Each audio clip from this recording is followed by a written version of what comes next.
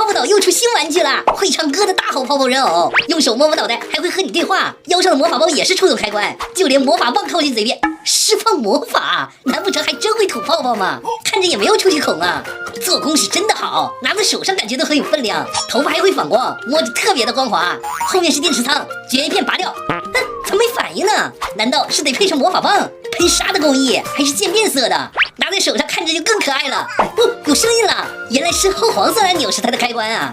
怎么又不好使了？啊，必须得轻轻抚摸脑袋，像哄小孩一样，拍脑门根本不行。看来我们的泡泡也是有脾气的嘛。触碰腰上的背包还能解锁唱歌的功能，全是动画里的歌曲，听着我都想跟着哼上2句了。而且2条水晶边不只有闪闪的彩砂点缀，里面还有粉红色的光效，关灯后尤其的明显。仔细看，好像还能跟着歌曲律动呢。不愧是女孩的玩具，感觉像买了只会动的洋娃娃一样，这么可爱。来，喂你吃棒棒糖。